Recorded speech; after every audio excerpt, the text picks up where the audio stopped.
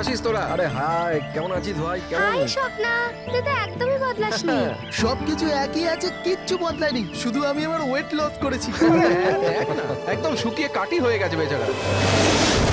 দীপু, তুই একদম চেঞ্জ হবি না, তোকে এরকমই কিউট দেখতে লাগে। আরে আমার কিউটি পাই।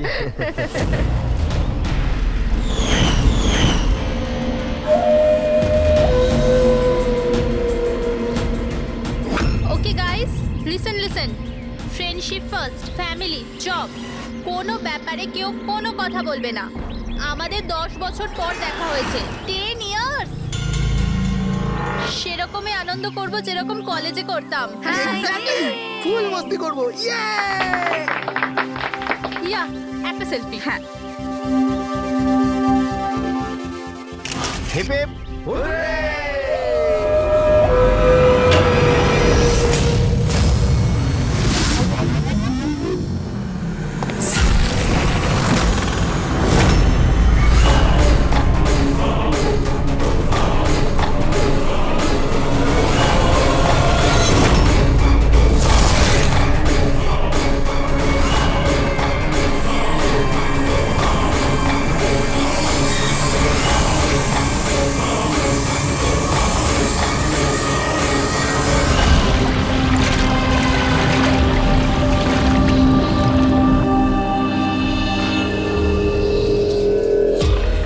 ওদিকে দেখ। Sir sir sir sir sir sir সামলে মেঝেতে জল রয়েছে। Sorry. It's okay sir, no problem. Thank you sir. Sir slipper এখানে খুলবেন। Team bro. Yes sir.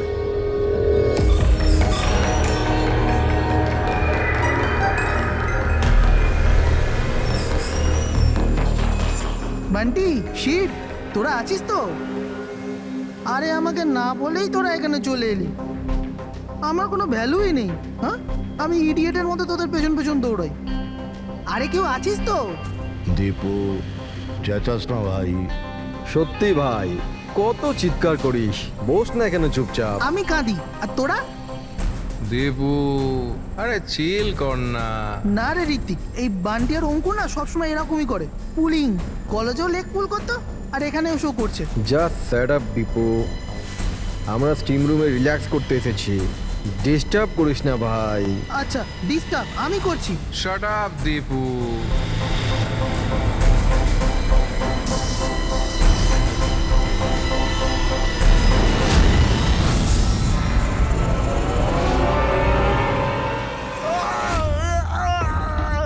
কি হলো রে দীপু, কি হয়েছে? আরে আমি কিছু করিনি। তাহলে এই চিৎকারটা কিসে? আরে কেউ দরজাটা খোলো, স্টিম কম হলে তবে তো দেখতে পাবো।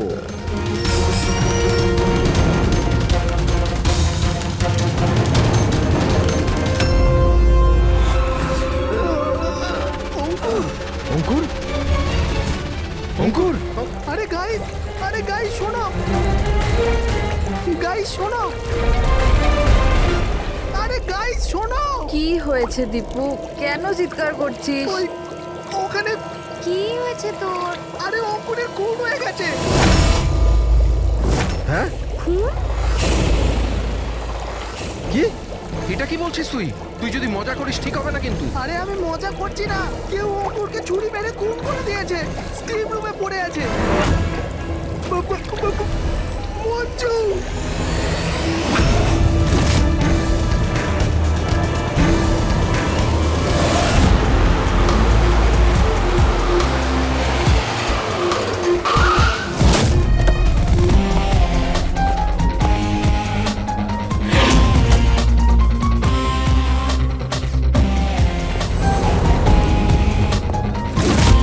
আসুন স্যার।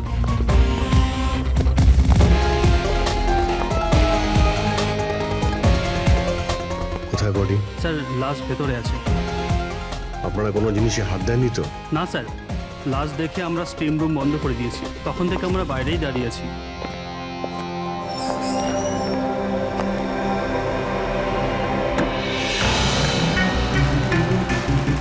অভিজিৎ, এই দেখো, এই এই গলাটার নার্ভ কেটে গেছে, এখান থেকে অনেক রক্ত বেরিয়েছে, সেই জন্য মারা গেছে। স্যার এরা বলছে যে ছুরি মারা হয়েছে, কিন্তু আঘাত তো দেখতে পাচ্ছি না।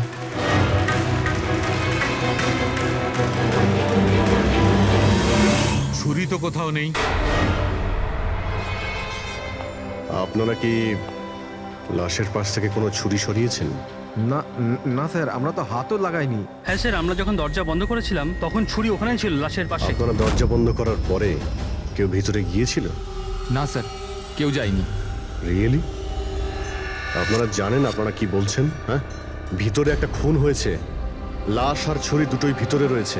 আপনারা দরজা বন্ধ করে বাইরে আসেন, কেউ ভিতরে ঢোকেও নি, আর ছুরি হঠাৎ করে ভ্যানিশ হয়ে যায়। হ্যাঁ, কেউ কি এখানে বলবেন আমাকে কি করে এটা সম্ভব? স্যার, মনে হচ্ছে ওরা যখন এদিকে পালিয়ে আসছিল ছুরিটা কেউ লুকিয়ে দিয়েছে। তল্লাশি নাও এদের, তল্লাশি নাও। হাত উঁচু করো।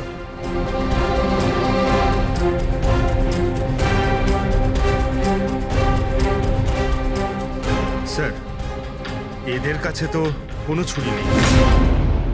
এবার এদের কাছে একবার। স্যার আমাদের অবস্থা তো দেখুন, কোথায় লুকাবো ছুরি? অদ্ভুত ব্যাপার, এদের কাছে যখন ছুরি নেই তাহলে গেল কোথায়?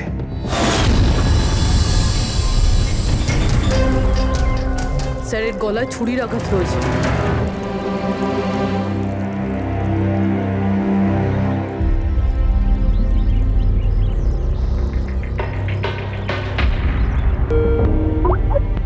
এক মিনিট। হ্যাঁ দয়া, ওখানে অঙ্কুরের মৃত্যু কি করে হয়েছে, কিভাবে? খুনি ওর গলায় ছুরি মেরেছে। এখানে মঞ্জুর খুনও ঠিক ওইভাবেই হয়েছে। দয়া, যে ছুরি দিয়ে খুন করা হয়েছে সেই ছুরিটা আছে ওখানে? হ্যাঁ আছে। এই যে, কেন কি হয়েছে? ভাই, এখানে ছুরি পাওয়া যাচ্ছে না। কি, ছুরি উধাও হয়ে গেছে? আচ্ছা, একই রিসর্টে একই সাথে দুটো আলাদা আলাদা জায়গায় দুজন বন্ধুর খুন, তাও আবার ঠিক একই ভাবে। ঠিক আছে, আমি তোমাকে পরে কল করছি। পুরবি, এই ছুরিটাকেও ফরেন্সিকে পাঠিয়ে দাও।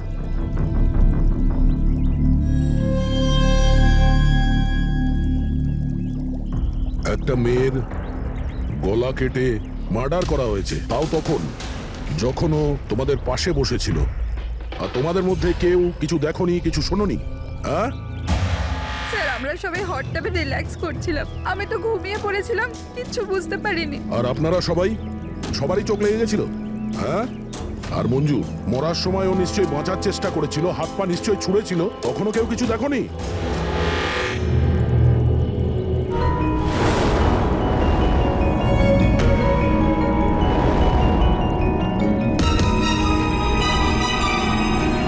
স্যার, হ্যাঁ, স্যার আপনি এখান থেকে ছুরিটা তুলেছেন? ছুরি না তো, কেন? স্যার, ছুরিটা পাওয়া যাচ্ছে না। ছুরি নেই? এক্ষুনি তো এখানেই ছিল, কোথায় গেল?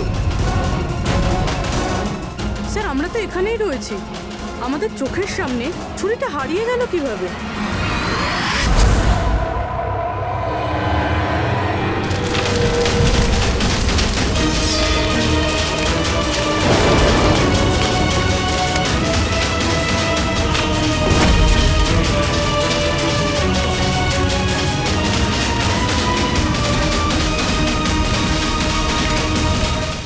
ঋত্বিক, এবার তোর পালা।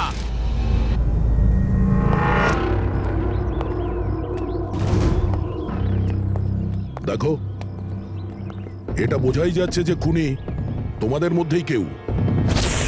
এখন সত্যি কথা বলে দাও, কি অঙ্কুর আর মঞ্জুকে কে প্রাণে মারতে চেয়েছিল? আপনাদের এটা মনে হচ্ছে যে আমরা ওদের মেরেছি? স্যার, ওরা তো আমাদের বন্ধু ছিল, আমরা ওদের কেন মারবো? এই কুম্ভীরাস্ত্র আমাকে দেখিও না, বুঝেছো? যখন ওদের দুজনের খুন হয়েছিল তখন তোমরাই ছিলে ওদের পাশে, তোমরাই। এখন এই নাটক বন্ধ করো আর সত্যি কথা বলো, তোমাদের মধ্যে কে ওদের এত ঘৃণা করতো যে ওদেরকে খুন করতে হয়েছে? তোমরা সবাই কলেজে একসাথে পড়তে না? কলেজে হতে পারে তখন কিছু হয়েছিল কারোর সাথে, যে এতই ঘৃণা ছিল যে 10 বছর বাদেও ওই ঘৃণাটা যায়নি, আর সুযোগ বুঝেই ওদের দুজনকে মেরে দিয়েছো। তুমি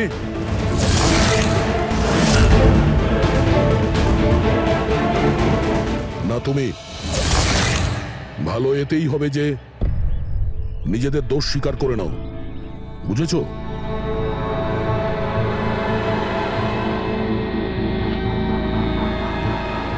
কি হলো? হ্যাঁ কিছু তুমি করিনি। করেছো? আমি কিছু তুমি করিনি। মেরেছো ওদের? স্বপ্ন অঙ্কুরকে মারতে স্যার চেয়েছিল। ও মিথ্যে কথা বলছে। আজ আমি আমার নিজের চোখে দেখেছি। যেটা তুমি করছো না একদম ঠিক করছো না। আমি তোমায় ছাড়বো না। কি করবে তুমি? হ্যাঁ, তুমি শুধু চেঁচামেচি ছাড়া আর কিচ্ছু করতে পারবে না। তোমার চাবি আমার হাতে আছে। আমার হাতের কাঠপুতুল তুমি। আমি যেরকম চাইবো তুমি সেরকমই করবে, এটা তুমিও জানো। তাই let me go. I hate you, Bye. I hate you Ankur, I hate you. আমি তোমাকে ছাড়বো না। আমি তোমায় মেরে ফেলবো, প্রাণে মেরে ফেলবো। স্বপ্না কি বলছো? না স্যার, এটা সত্যি যে স্বপ্না অঙ্কুরকে ঘৃণা করতো, খুব ঘৃণা। কিন্তু স্যার ওই অঙ্কুর চুপ। কিন্তু কি? স্বপ্না আর অঙ্কুর হাজবেন্ড ওয়াইফ ছিল, কিন্তু অঙ্কুর স্বপ্নাকে ছেড়ে দিয়েছিল। ওদের ডিভোর্স হওয়ার কথা ছিল। তা সেই কারণে তুমি অঙ্কুরকে এত ঘৃণা করতে? হ্যাঁ স্যার সেটা কোনো কারণ নয়। আমাদের ডিভোর্স তো এমনিতেও হয়ে যেত। ওই লোকটা আমার বাচ্চাদের আমার থেকে ছিনিয়ে নিতে চেয়েছিল। কোর্টে আমার উপর মিথ্যে মিথ্যে অভিযোগ দিয়ে আমার বাচ্চাদের আমার থেকে কেড়ে নিতে চেয়েছিল। হ্যাঁ আমি ওকে ঘৃণা করতাম, আমি ওকে খুবই ঘৃণা করতাম স্যার। কিন্তু আমি ওকে মারতে পারি না। আর স্যার যখন ওর মার্ডার হয়েছে আমরা সবাই হট টাবে ছিলাম। আর ঋত্বিক তুমি তো ওখানেই ছিলে স্টিম রুমে। দয়া যখন জিজ্ঞাসা করছিল যে কে যে মঞ্জু আর অঙ্কুরকে ঘৃণা করে, তখন তোমার মুখ ফ্যাকাশে কেন হয়ে গিয়েছিল? কি ব্যাপার? তোমার আর মঞ্জুর মধ্যে কিছু ছিল? কোনো প্রবলেম ছিল? তুমি কি ওকে পছন্দ করতে না? স্যার আপনি কি বলছেন? আমি কিছু বুঝতে পারছি না। আরে কেউ ওকে বোঝা, আমি এক প্রশ্ন বারবার জিজ্ঞাসা করি না। এর কথা জবাব দাও। এ দ্বিতীয়বার কিন্তু মুখ দিয়ে জিজ্ঞাসা করবে না, হাত পা দিয়ে জিজ্ঞাসা করবে। মুখ খোল। ঠিক আছে স্যার, আমি বলছি। দেখুন স্যার, আমি মানছি যে আমি মঞ্জুকে ঘৃণা করতাম। একে তো বন্ধুত্বের খাতির ওকে সাহায্য করেছি, ওকে আমার কোম্পানিতে চাকরিও দিয়েছি। আর ও কি করেছে? আমার বসের প্রিয়পাত্র হয়ে আমারই চাকরি খেতে চলেছিল। রাগ হতো আমার ওর ওপর, আরও সেটারই যোগ্য ছিল। কিন্তু স্যার সে যাই হোক না কেন স্যার, আমি ওকে মারার কথা ভাবতে পারি না স্যার। ইনফ্যাক্ট আমি তো ওখানে ছিলামই না, ওর কাছে। আরে হ্যাঁ, ও তো ওখানে ছিলই না। ও তো স্টিম রুমে ছিল যেখানে অঙ্কুর খুন হয়েছে। কারেক্ট। ভালো প্ল্যান করেছিলে তোমরা দুজনে মিলে, ভালো প্ল্যান করেছিলে। কি অদ্ভুত ব্যাপার, একজন এই স্বপ্না দেবী যে অঙ্কুরের থেকে মুক্তি চেয়েছিল, আর ঋত্বিকের মঞ্জুর থেকে। আর এরা দুজনেই দুজনের কাজ করে দিয়েছে, ওই দুজনকে খুন করে দিয়েছে, রাইট? এই আইডিয়া কোন ফিল্ম থেকে নিয়েছো তোমরা? এরকম কিচ্ছু নয় স্যার। না আমরা কোনো প্ল্যান করেছি, না আমরা কাউকে খুন করেছি। Believe me sir. কে খুন করেছে আর কে করেনি সে সবই জানা যাবে। শুধু একবার ওই ছুরিটা যদি পেয়ে যায়। ছুরিটা এইভাবে হারিয়ে তো যেতে পারে না, এখানেই কোথাও থাকবে।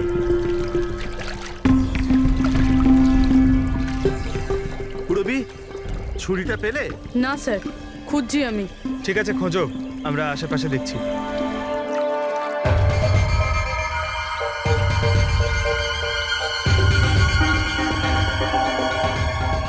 স্যার, এই জুতোর চিহ্নগুলো দেখুন। মানে এটা বেশিক্ষণের না। তার মানে হলো পঙ্কজ এইখানে কেউ লুকিয়েছিল। আর এই দেখ, গাছগুলো কেমন মুড়িয়ে গেছে। স্যার এখান থেকেই তবে কি হচ্ছিল সেসব দেখছিল পঙ্কজ। এর মানে হলো এই যে এখানে লুকিয়েছিল না, সেই মেরেছে মঞ্জুকে। ডিওপি নিয়ে আসি স্যার, চিহ্নগুলো ছাপ তুলে নি।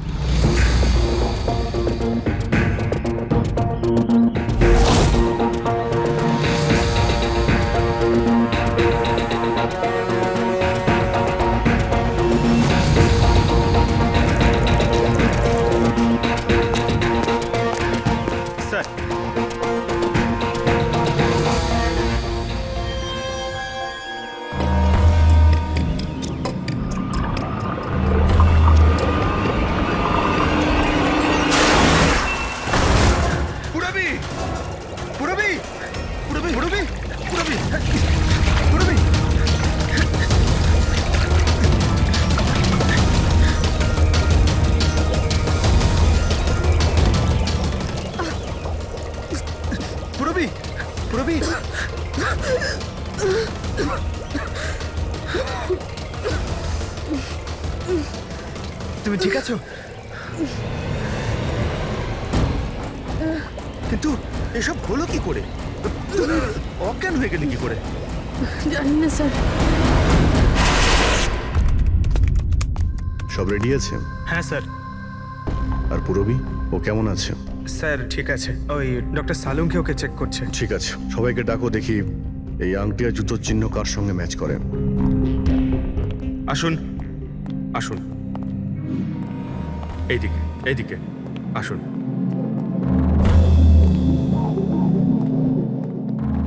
দেখুন, আমরা খুনির সাথে যুক্ত কিছু প্রমাণ পেয়েছি, যেমন হলো এই জুতোর ছাপ। আর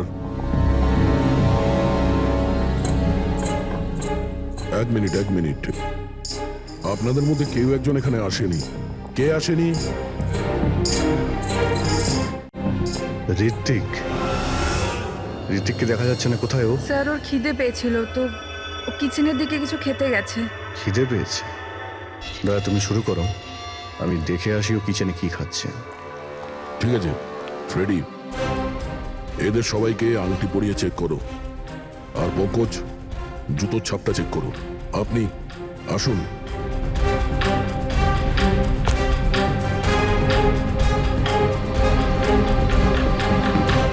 next.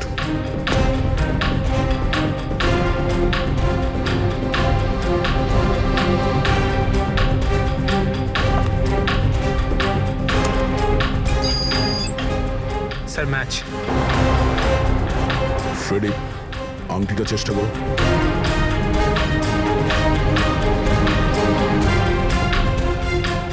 Sir perfect match. Ankita, ওইখানে দাঁড়িয়ে যাও। নেক্সট।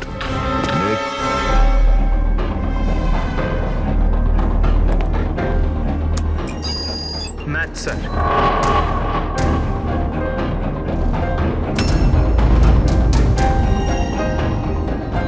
নেক্সট।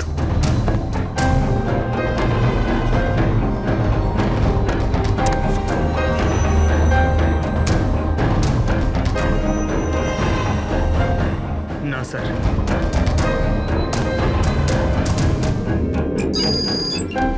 Match sir. আংটি। ম্যাচ। তাহলে আপনাদের তিনজনের মধ্যে কেউ ওই গাছের পেছনে লুকিয়েছিলেন, মঞ্জুকে খুন করার আগে কিংবা খুন করার পরে।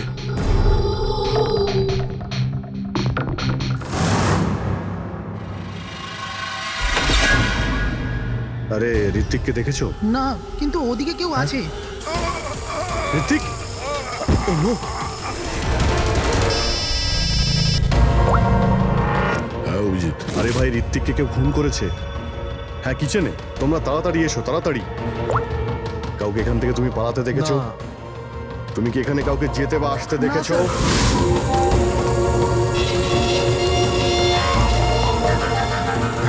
হ্যাঁ এইদিকে, এদিকে আসুন। ও মাই গড। আরে ভাই, আমি এসে দেখি ছুরি ওর গলায় লেগে রয়েছে, আমার সামনেই ও পড়েছে। ভাই খারাপ লাগছে, যদি একটু আগে আসতে পারতাম তাহলে। আরে ধরা পড়বে ও। এই তিনটে খুন হয়ে গেল।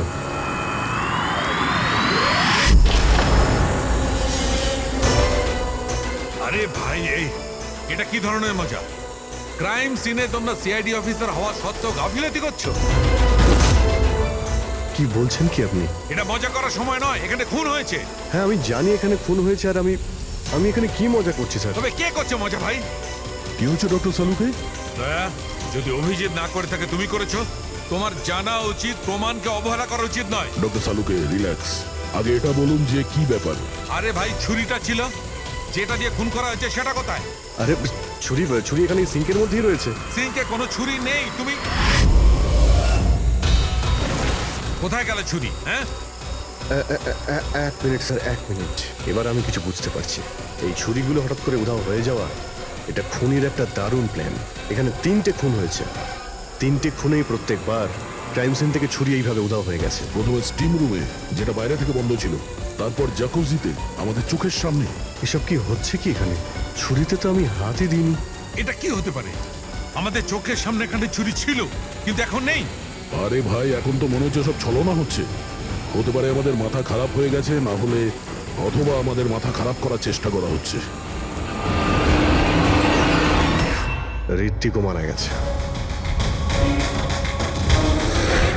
আর এবারেও মার্ডার ওয়েপন মানে ছুরি নিজে থেকেই উধাও হয়ে গেছে।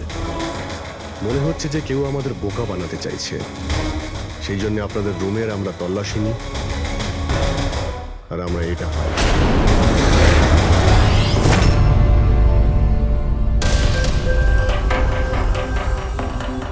কি বান্টি? না না না না স্যার, আমি আমি আমি কিছুই করিনি। আমি কাউকে হিপনোটাইজ করিনি স্যার। স্যার আমি সত্যি বলছি স্যার, আমি কিছু রিল্যাক্স করিনি। বান্টি, রিল্যাক্স।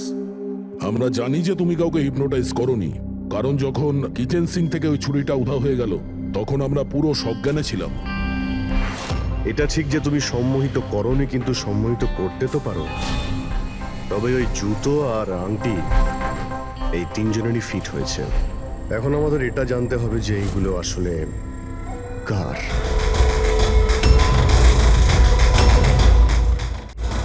বান্টি, তুমি সম্মোহন বিদ্যা জানো। আমরা চাই যে তুমি এই তিনজনকে সম্মোহিত করে এটা জানো যে যখন মঞ্জু খুন হয়েছিল তখন গাছের পেছনে এই তিনজনের মধ্যে কে ছিল।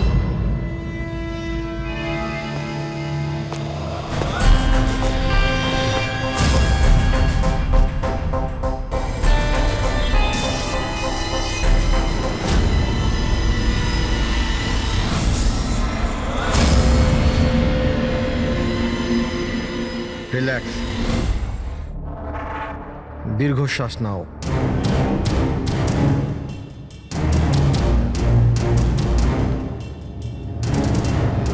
আমার দিকে তাকাও, আমার আওয়াজ শোনো, আর তোমাদের পুরো মন আমার আওয়াজের উপর নিবিষ্ট করো। গুড, দীর্ঘশ্বাস নাও, আর তোমাদের পুরো মন আমার আওয়াজের উপর নিবিষ্ট করো। আমার তুড়ি বাজাতেই তোমরা ওটাই করবে যেটা আমি বলবো।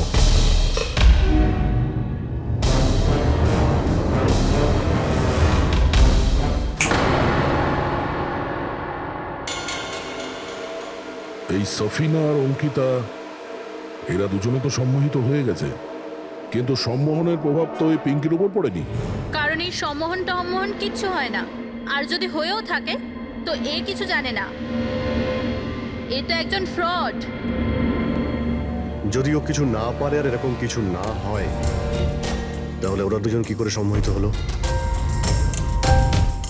আর এই কারণেই যে এরা দুজনে কিছুই করেনি, আর সম্মোহনের জন্য তৈরি ছিল, আর ওদের মন বান্টির আওয়াজে কেন্দ্রিত ছিল। কিন্তু তুমি এটা করনি, তোমার ভয় ছিল যে আসল সত্যিটা না বেরিয়ে যায়, তাই তো? কি লুকোচ্ছ পিঙ্কি তুমি? হ্যাঁ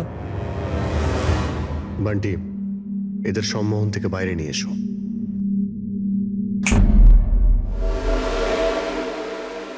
আর পিঙ্কি, এবার তুমি সব সত্যিটা বলে ফেলো।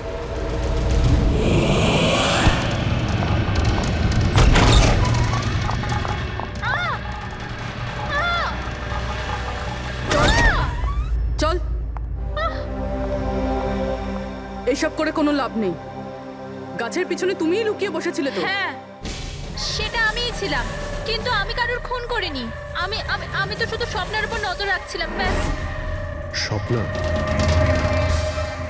কেন? কারণ অঙ্কুর এরকম করার জন্য আমাকে টাকা দিয়েছিল। অঙ্কুর চেয়েছিল যে আমি স্বপ্নার এমন কিছু ছবি বার করি যাতে কোর্টে এটা প্রমাণ হতে পারে যে স্বপ্নার অন্য ছেলেদের সাথে অ্যাফেয়ার আছে। কিন্তু আমি এরকম কিচ্ছু করতে পারিনি। জানি না কেন ওখানে আমার খুব মাথা ঘুরছিল। যেমনটা আমার হয়েছিল। আর আমি ওই ট্যাপটায় পড়ে যাই। আর এর কারণটা কি ছিল?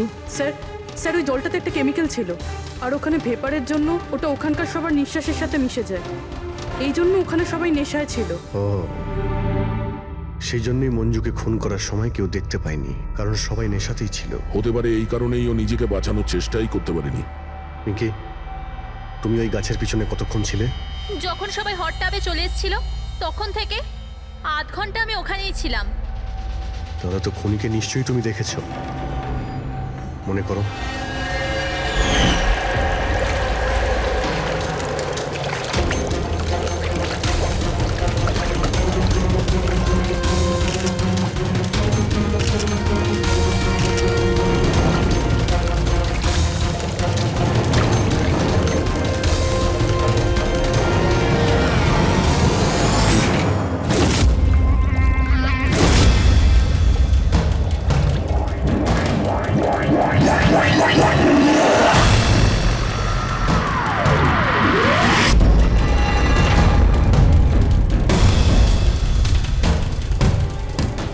কালো জুতো, কালো প্যান্ট, হতে পারে রিসর্টেরই কোনো স্টাফ, কোনো ওয়েটার। আর আমরা খেয়ালই করিনি এরা ছাড়াও অন্য কেউ খুন করতে পারে। চলো, দেরি করে হলো, এই কেসের কিছু প্রমাণ তো পাওয়া গেল, কিন্তু এই মার্ডার ওয়েপন নিজে থেকেই উধাও হয়ে যাচ্ছে, এর রহস্যটা কি?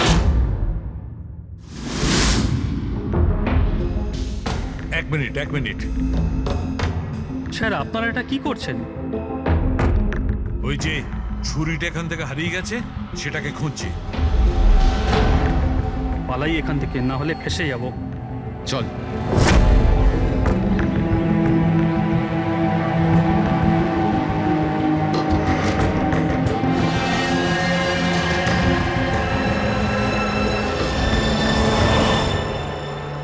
পিঙ্কির কথা অনুযায়ী খুনি এইখানে দাঁড়িয়ে ছিল। ও যেহেতু রিসর্টেরই কোনো স্টাফ, সেই জন্যই ও যেখানে সেখানে আসতে পারে। এই রিসর্টে 10 জন ওয়েটার কাজ করে। ফ্রেডি সবার ডিটেলস নিয়ে আসছে।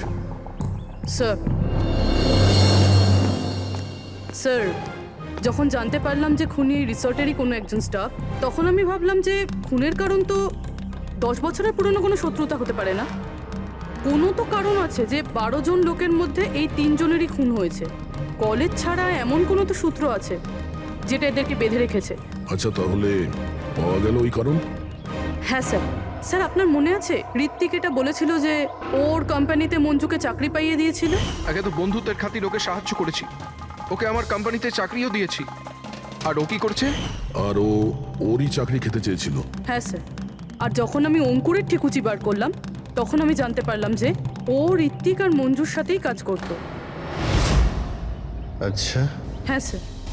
ফিনিক্স রাইজিং ফার্মাসিউটিক্যালস, এই 3 জন মেডিসিনের ফিল্ডে একটা অনেক বড় রিসার্চ করছিল, আর আগামী 2 মাসের মধ্যেই ওরা এটার রেজাল্টও ঘোষণা করবে। আর এখন যখন এই 3 জনের খুন হয়ে গেল, তখন ওই কোম্পানির তো প্রচুর লস হয়ে গেল। হ্যাঁ, এতেও রাইভাল কোম্পানির লাভ হতে পারে। হ্যাঁ স্যার, এই 3 জনের মৃত্যুতে ওদের রাইভাল কোম্পানিরই লাভ আছে। আর ও ব্যবহার করেছে এখানকার কোনো ওয়েটারকে। কিন্তু সে কে?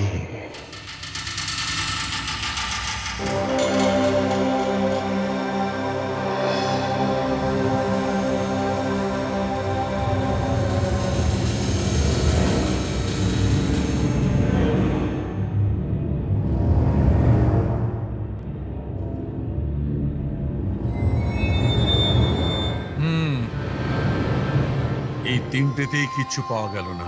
স্যার, স্যার এটা স্টিম রুমের ড্রেনেজ থেকে কেটে নিয়ে এলাম, হয়তো এতে কিছু পেয়ে যাবেন। স্টিম রুম থেকে? হ্যাঁ স্যার।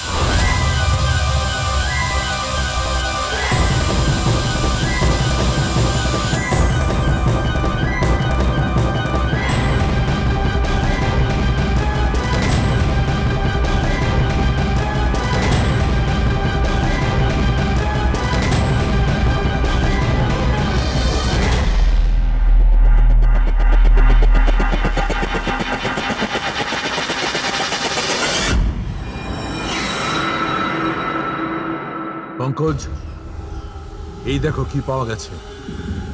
কি পেয়েছেন স্যার? এটা হচ্ছে ছুরি। এত ছোট একটা ছুরি? একদম ঠিক বলেছো পঙ্কজ, ধরে নাও এটা একটা ছুরি।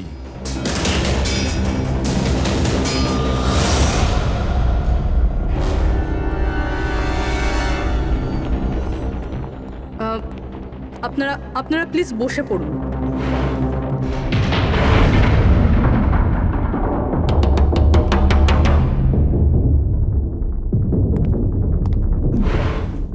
বসুন। এবার আমরা আপনাদের কিছু কেরামতি দেখাতে চলেছি।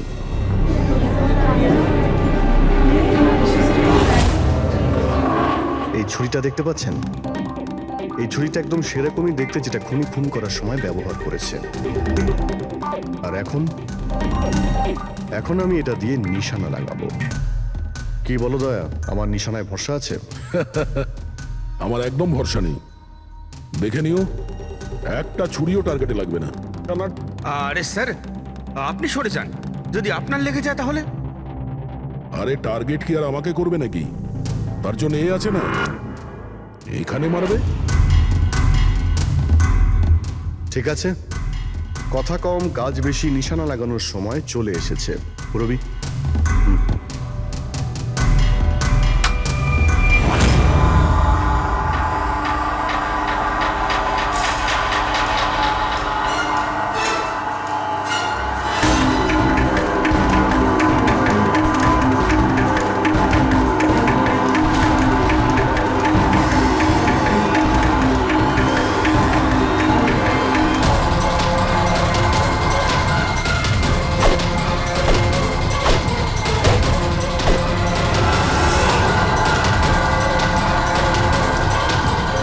এবার আমার পালা।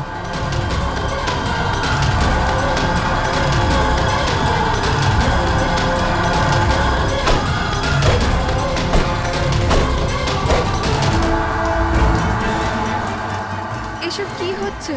এটা তো কোনো জাদু। আরে জাদু টাদু কিছুই নয়, হাতের খেলা। বসে পড়। না এটা জাদু আর না হাতের কোনো সাফাই, এটা সায়েন্স, বিজ্ঞান। এখানে 3টে খুন হওয়ার পরে 3টে ছুরির উদাও হওয়ার পিছনেও এই বিজ্ঞানেরই হাত রয়েছে। আর এই 3টে কেসেই যেখানে খুন হয়েছে ওখানে জল পাওয়া গেছে, আর সেটাও যেটা তাপমাত্রা নর্মালের থেকে অনেকটাই বেশি ছিল, যেরকম স্টিম রুমে ভাপ। হট টাবে গরম জল, আর কিচেনেও সিঙ্কের কল থেকে বের হওয়া গরম জল। এই গরম জলের সাথে ছুরি উধাও হয়ে যাওয়ার সম্পর্ক কি? খুব গভীর সম্পর্ক। এই ছুরি লোহা কিংবা স্টিল দিয়ে হয়নি, বরঞ্চ এমন একটা ধাতু দিয়ে বানানো হয়েছে যে গরম হাওয়া কিংবা গরম জলে গেলেই গলে যায়। গেলিয়াম। দেখবে কি করে? হ্যাঁ,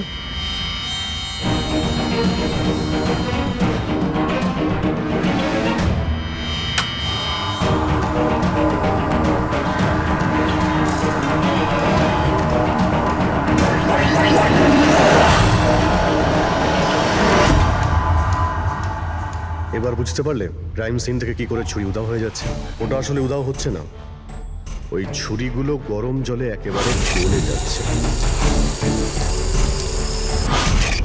খুনি বুঝে শুনে খুন করার জায়গা আর হাতিয়ার এমন ভাবে বেঁচেছে যাতে কোনো প্রমাণই না পাওয়া যায়। কিন্তু সেই অপরাধীটা কে?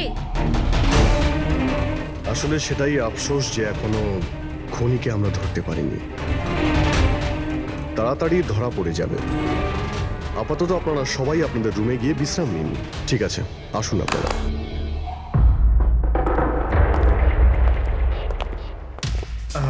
স্যার, এদেরকে যেতে কেন দিলেন?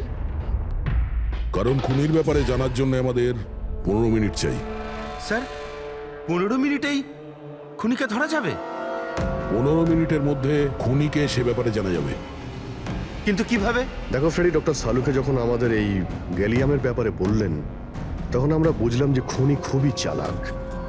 এত সহজে ওকে ধরা যাবে না, আর তাও কোনো প্রমাণ আর কোনো সূত্র ছাড়া তো নয়। আর সেই কারণেই আমরা ডক্টর সালুকে এমন একটা কেমিক্যাল বানাতে বলেছি যেটা গ্যালিয়ামের সাথে মিশলেই ডাই হয়ে যায়। আর স্যার, এই চেয়ারগুলোতে আমরা সেই কেমিক্যালটাই স্প্রে করেছি যেটা এখন ওদের হাতে লেগে গেছে।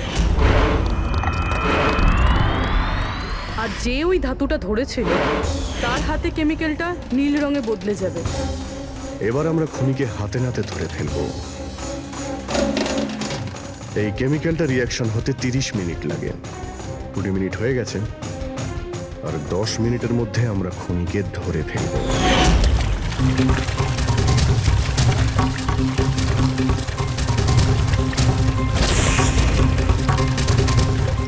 কি হলো, কিছু সাহায্য করবো নাকি? এটা এইভাবে উঠবে না, এটা তুলতে কেমিক্যাল লাগবে। কেমিক্যাল দিলেই উঠে যাবে, কেমিক্যাল আমাদের কাছে আছে।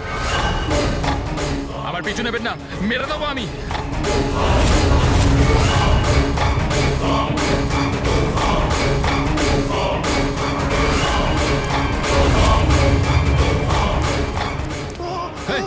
এই, ওখানে ওখানে দাঁড়াও, আমি মেরে ফেলবো, কে গলা কেটে দেবো। আর এই ছুরিটা না সত্যিকারের। আমি বলেছিলাম না তোমাদের সবাইকে রুমে থাকতে? আমার দ্বারা কন্ট্রোল হচ্ছিল না, তাই এসে গেছি। আমাকে ক্ষমা করে দিন। চুপ, চুপচাপ নিজেদের বন্দুকগুলো সুইমিং পুলে ফেলে দাও, নইলে আমি একে। না না, ঠিক আছে।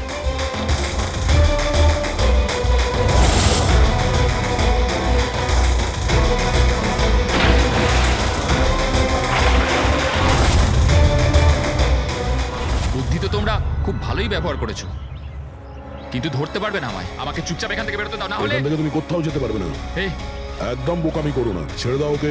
আমি জানতাম যে তোমরা সত্যি জেনে যাবে আর আমাকে ধরে নেবে, সেই জন্য আমি সব ব্যবস্থা আগে থেকে করে রেখেছি।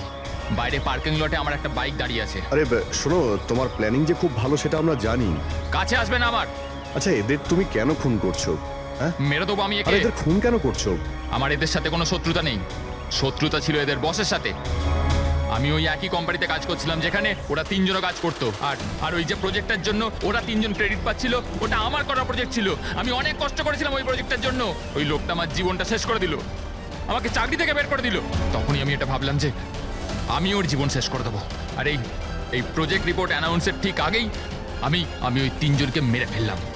কিন্তু এসব তুমি কি করে করলে? মানে আমি বলতে চাইছি, এতগুলো লোককে একসঙ্গে রিসর্টে ডাকলে, আর তাও। আমি তো জানতাম ওরা তিনজন কলেজের বন্ধু।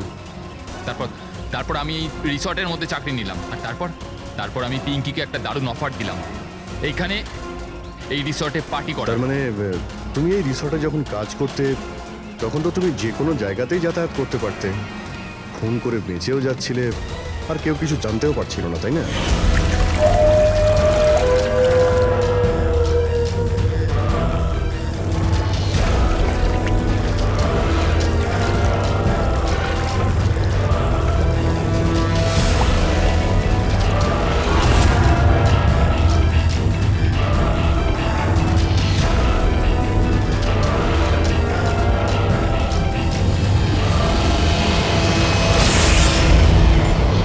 সেরকমই প্ল্যান করেছিলাম। প্ল্যান তো ঠিক আছে, কিন্তু ওই তিনজন যদি এখানে নাই আসতো তাহলে?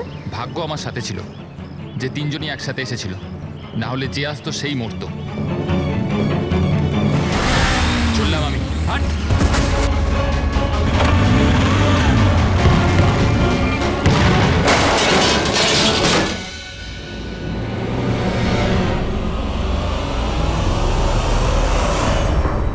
তোমার কপাল যে সবসময় ভালো হবে এই কথার কোনো ভিত্তি নেই। চলো, এবার তোমাকে আমরা কিছু গল্প শোনাই। চল।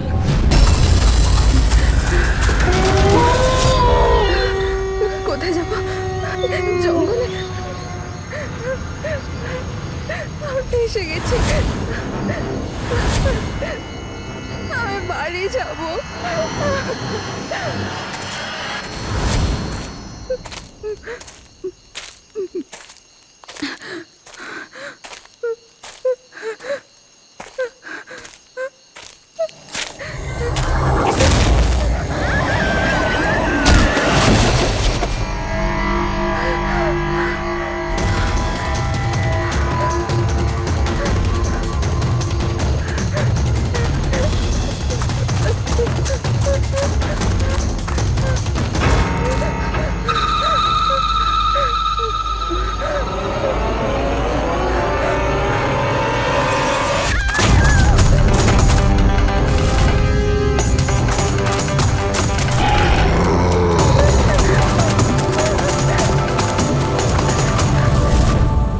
নেমে ঘুমিয়ে পড়েছে? হ্যাঁ, শুয়ে পড়েছে। আরে হিরাল, তোমায় খুব ডিস্টার্ব লাগছে। কি বলবো, 24 ঘন্টা হয়ে গেল আয়শা গেছে, না তোর ফোন লাগছে না ফোন করেছে। আমার না খুব টেনশন হচ্ছে, জানি না কোনো বিপদে না পড়ে যায় ও। দেখো হিরাল, এখনো বড় হয়ে গেছে। আমার মনে হয় তুমি ওর মায়ের মতো রিয়াক্ট করছো। নিজের প্রবলেম নিজে সলভ করতে পারবে ও, ছোট বাচ্চা নয় ও। রোহন, এরকম কিভাবে বলতে পারো? ছোট বোনও আমার। আমি ওর জন্য টেনশন করব না তো আর কে করবে? আর ওর আমাকে ছাড়া আর কে আছে এই দুনিয়াতে?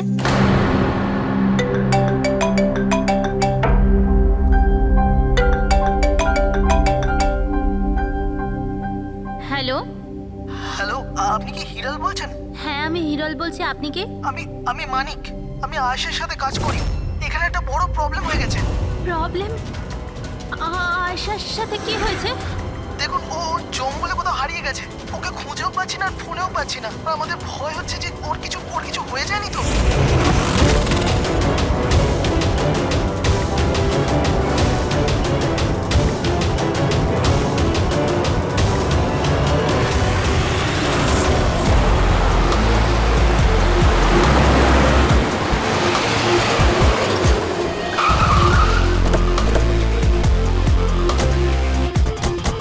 স্যার, ফরেস্ট ডিপার্টমেন্টের লোক ভেতরে আমাদের জন্য ওয়েট করছে, আর আয়েশার ক্রু মেম্বাররাও অন দ্য ওয়ে। কিন্তু আপনারা এটা তো নিশ্চয়ই জানেন যে যে ওই লাশটা আয়েশারই নাকি অন্য কারণ। আমি একটা জিনিস বলতে পারি, ও না স্কাই ব্লু কালারের টি শার্ট পরেছিল আর ব্ল্যাক কালারের কার্গো পরেছিল আর হাই পনিও পরেছিল। ওর জামা হাফ ডেড বডির সাথে ম্যাচ করছে কিনা এটা তো বলুন।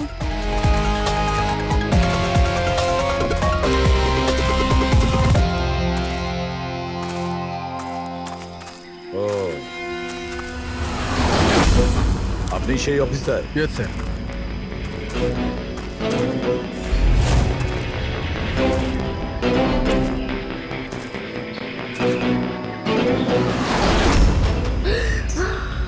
প্রশান্ত?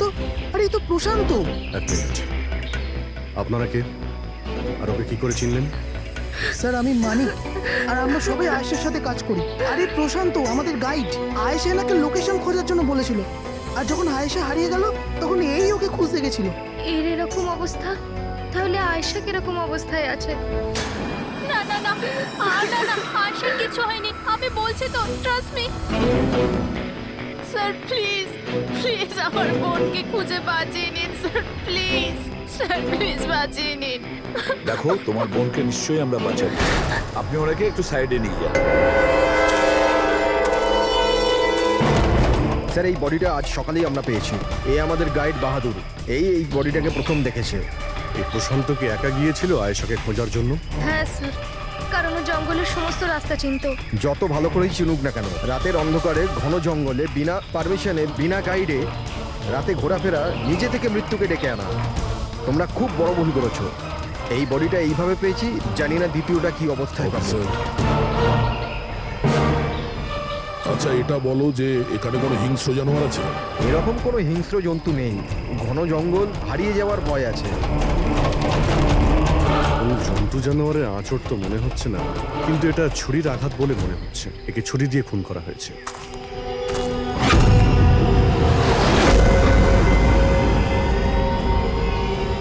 স্যার, হ্যাঁ পূরবী, স্যার এই ক্যামেরাটা পেয়েছি এখানে। এটা তো আয়েশার ক্যামেরা। হ্যাঁ স্যার, এটা আয়েশা 3 দিন আগে কিনেছিল। এটা চালিয়ে একবার দেখো তো। স্যার এটা অনই হচ্ছে না। কেন? এটার ব্যাটারি ডাউন স্যার, আর আমাদের কাছে ডিভাইসও নেই এটা চিপ ইনসার্ট করার জন্য। ও মাই গড। আপনারা এইসব শেষ করুন, এগুলো পরে করবেন। আগে আমার বোনকে খুঁজুন। আপনারা বুঝছেন না কেন হারিয়ে গেছে? আমরা খুঁজবো।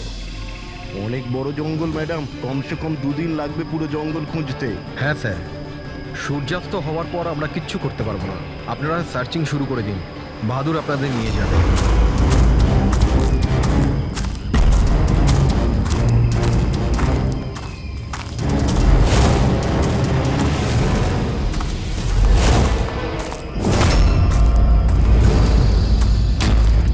স্যার, স্যার আমরা জঙ্গলের অনেক ভেতরে চলে এসেছি স্যার। স্যার এখানে কেউ আসা যাওয়া করে না স্যার। স্যার এক কাজ করি, আমরা ফিরে যাই, না হলে অন্ধকার নেমে আসবে। এখন তো অনেক আলো আছে, অন্ধকার হয়েছে কোথায়? স্যার ফিরতেও তো অনেকটা সময় লাগবে না স্যার? তো ওই হিসাবেই বললাম। এত দূর স্যার কেউ আসেই না স্যার, এখানে কিচ্ছু পাবেন না। আরে ভাই, যখন এত দূর চলে এসেছে একটু দেখে নি না ভাই। চলো চলো। আচ্ছা আচ্ছা।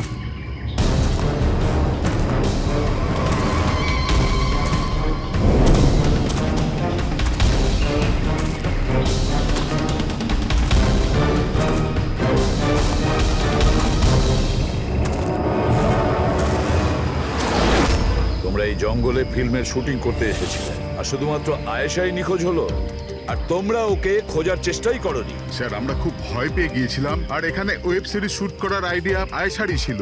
স্যার আমরা ওকে আনিনি, ও আমাদের এনেছিল লোকেশন দেখাতে। হ্যাঁ স্যার, এই প্রশান্ত গাইড আয়েশার পরিচিত ছিল আর এই কাছেই থাকতো আর জঙ্গলটাকে ভালো করে চিনতো। আর আমরা তো রাত্রিরে থাকার পর সকালে বেরিয়ে পড়তাম, সব কিছুই ঠিকঠাক চলছিল, লোকেশনও পেয়ে গেছিলাম। আর এরপর আমরা টেন্টের বাইরে আগুন জ্বালিয়ে খাবার বানাচ্ছিলাম। কটার সময়ের ঘটনা এটা? 5টা-6টা নাগাদ। আর তখনই হঠাৎ আয়েশা নিজের ক্যামেরা নিল আর জঙ্গলের দিকে যেতে লাগলো। জঙ্গলের দিকে যাচ্ছিল কেন? ও বলেছিল যে ও আশেপাশের একটুখানি ভিডিও করে হিরণকে পাঠিয়ে দেবে, আর এটাও বলেছিল আশেপাশেই থাকবে আর তাড়াতাড়ি ফিরে আসবে। তারপর অনেকক্ষণ পর্যন্ত যখন ও এলো না, তখন আমাদের মনে হলো যে কিছু গন্ডগোল আছে। এর আগে আমরা কিছু করতাম কি, সেখানে প্রশান্ত চলে এলো, ও জানতে পারলো তো ও নিজেই খুঁজতে চলে গেল। আর ও আমাদের ওখানেই থাকতে বললো। ও বললো যে জঙ্গলটা খুব বিপজ্জনক আর আমাদেরও প্রাণের ঝুঁকি থাকতে পারে, ব্যাস এটা বলেই ও জঙ্গলে ঢুকে গেল। স্যার তার মানে ওই প্রশান্ত আর ফিরে আসেনি আর তোমরা পালিয়ে গেছো এখান থেকে নিজেদের বাঁচাতে। না স্যার, আমরা ওখানেই ছিলাম যখন চিৎকারটা শুনলাম। 15-20 মিনিট পর্যন্ত একটা মেয়ের। স্যার ওই চিৎকার শুনে আমরা খুব ভয় পেয়ে গেছিলাম আর তারপর আমরা ওখান থেকে পালিয়ে গেলাম। স্যার আমরা খুব বড় ভুল করে ফেলেছি। চিৎকারটা শুনে আমাদের এখান থেকে পালানো উচিত হয়নি, আয়েশাকে সাহায্য করা উচিত ছিল। সত্যিই তোমরা একটা বড় ভুল করেছো। আয়েশার চিৎকার শুনে যদি তোমরা জঙ্গলে ঢুকতে, আয়েশা এখন আমাদের সঙ্গে থাকতো আর প্রশান্ত ও হয়তো বেঁচে যেত। তুমি তো বলছিলে যে এত ভেতরে জঙ্গলের কেউ আসতে পারে না, এটা কি? স্যার আমি জানি না, কিন্তু এটা আমাদের ডিপার্টমেন্টের কখনোই নয়। জঙ্গলের মধ্যে টেন্ট, দেখছি এর ভেতরে কে আছে।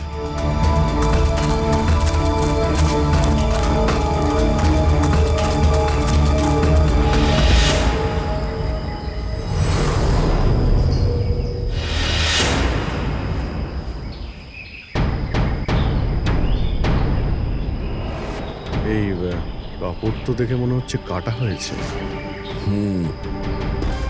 টেন্ট পিছন দিক দিয়ে কেটেছে, তার মানে সামনে কোনো বিপদ ছিল।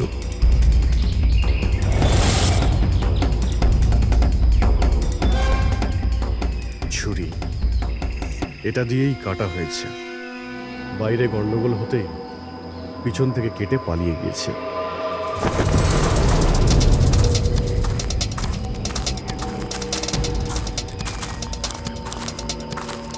রাতে থাকার পুরোপুরি বন্দোবস্ত ছিল এখানে, বনফায়ার। এই আলু এখানে দেওয়া হয়েছিল। স্যার এত ভেতরে এত রাত্রে থাকার মতন কেউ পাগলই হবে স্যার, না হলে এত ভয়ঙ্কর জঙ্গলে রাতে থাকার কথা ভাববে কে? কোনো নেচার লাভার না কোনো খুনি। এই দেখো,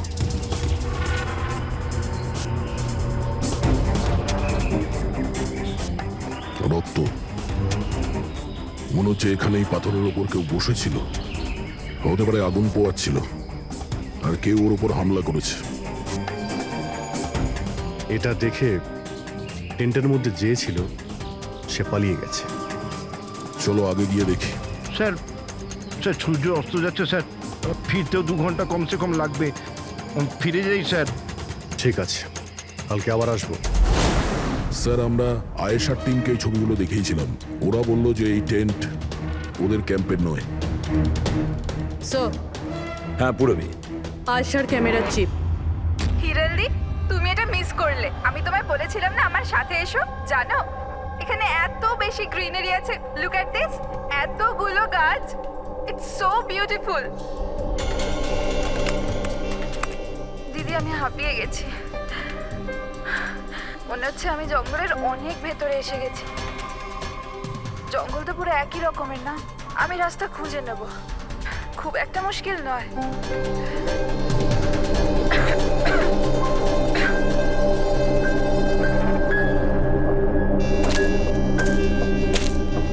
কেউ আছে নাকি ওখানে? কে ওখানে?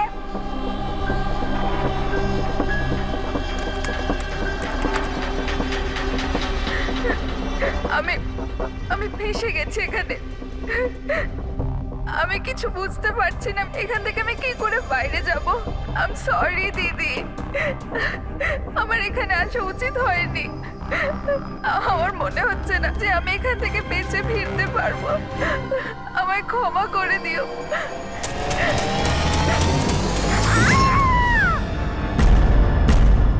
অভিজিৎ, যে কোনো পরিস্থিতিতে এই মেয়েটাকে ওই জঙ্গল থেকে উদ্ধার করতে হবে আমাদের। বস, হ্যাঁ শাহরুখে। বস, আয়েশা যে জিনিসগুলো রোজ ব্যবহার করত আমি সেই প্রত্যেকটা জিনিস থেকে ডিএনএ স্যাম্পল নিয়েছি, কিন্তু আশ্চর্যের ব্যাপার কোনো স্যাম্পলই আয়েশার ডিএনএ এর সঙ্গে ম্যাচ করছে না। কিন্তু হ্যাঁ, খুনির ব্যাপারে একটা খুব গুরুত্বপূর্ণ সূত্র পেয়েছি। সেটা কি স্যার? বস, এই ডিএনএ প্রোফাইলটা দেখো। এই দুটো ডিএনএ প্রোফাইলই দুটো আলাদা আলাদা লোকের, কিন্তু অদ্ভুত ব্যাপার হচ্ছে যে দুটো প্রোফাইলই আমি একই লোকের শরীর থেকে পেয়েছি, প্রশান্ত শরীর থেকে। প্রশান্তর শরীর থেকে? হ্যাঁ বস। সেটা কিভাবে? প্রশান্তর মৃত্যু অগণিত ছুরির আঘাতের জন্য হয়েছে, আর ওর শরীরে যে খাবার চিহ্নটা আছে সেটা আসল নয়, তৈরি করা হয়েছে নকল। আর সবচেয়ে আশ্চর্যের ব্যাপার হচ্ছে যে প্রশান্তের লাশের থেকে আমি ওর রক্ত ছাড়া আরো কারো রক্ত পেয়েছি। এখন এই রক্তটা কোনো পুরুষের না নারীর সেটা আমি বলতে পারবো না, কারণ ওই রক্তটা প্রশান্ত রক্তের সঙ্গে মিশে গেছে। কিন্তু একটা কথা ঠিক বস, এই রক্তটা তখনই বেরিয়েছে যখন প্রশান্ত রক্ত বেরিয়েছে। অভিজিৎ, দয়া, নিশ্চয়ই এটা খুনিরই রক্ত। খুনি প্রশান্তর ওপর হামলা করে, আর তখন নিজেকে বাঁচানোর জন্য প্রশান্ত ওর সঙ্গে মারামারি করে, আর খুনির রক্ত প্রশান্ত শরীরে লেগে যায়। তবে খুনিরও গুরুতর আঘাত লেগেছে, সামান্য আঘাতে এত রক্ত বেরোবে না তার। তার মানে খুনির শরীরে এখনো আঘাতের চিহ্ন থাকা উচিত। আরো একটা কথা বস, কি? টেন্টের পাশে যে পাথরের উপর রক্তের ছাপ ছিল সেই রক্তটা প্রশান্তরই। তার মানে পুরো ব্যাপারটাই ওই তাঁবুর আশেপাশে ঘটেছে।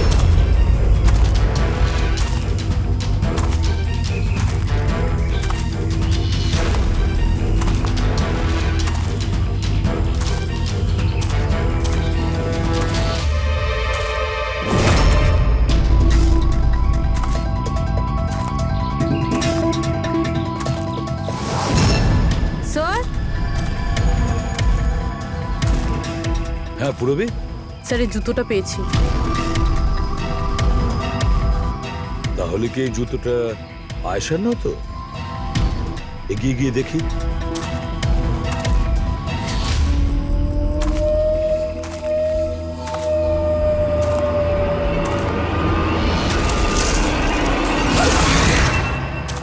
স্যার, হ্যাঁ এই দেখুন স্যার,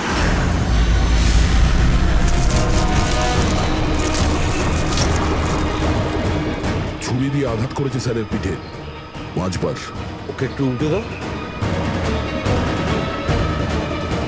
এ তো আয়েশা, ফেসটা তো পরিষ্কার দেখছি অভিজিৎ, না কোনো আঘাতের চিহ্ন, না কোনো কাটা দাগ। কিন্তু ওই ভিডিওতে যে দেখলাম। হ্যাঁ স্যার, ভিডিওতে এর মাথায় আঘাত লেগেছিল, রক্ত বেরোচ্ছিল। এখানে তো আঘাতের কোনো চিহ্নই নেই, একদম পরিষ্কার। তার মানে হলো ওই ভিডিওটা নকল। মানে আয়েশা অ্যাক্টিং আর মেকআপ দিয়ে দেখানোর চেষ্টা করেছিল যে ওকে কেউ মারতে চাইছে, খুন করতে চাইছে। কিন্তু এটা কেন করবে? স্যার, কেউ হয়তো মজা করবে, আর না হলে কোনো ভয়ঙ্কর পরিস্থিতি থেকে বাঁচার জন্য নাটক করছে। আর দুটো অবস্থাতেই এর মিথ্যেটা সত্যি হয়ে যায়। আর ও যা কিছু করেছিল, কেন করেছিল, সে তো বন্ধু আর আত্মীয়রাই বলতে পারবে। সবাইকে ডেকে নাও। ডেক, আয়েশার সমস্ত ফোন রেকর্ড চেক করো। দেখো এই ঘটনাটার পরে ও কাদের কাদের সঙ্গে কথা বলেছিল, আর তারা সেই মুহূর্তে কোথায় ছিল।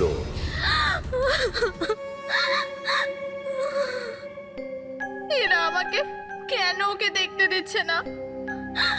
কি বাজে ভাবে মেরেছে আমার বোনকে। আর এরা বলছে যে ও নিজের মৃত্যুর নাটক করেছে, নিজের মার্ডারের নাটক।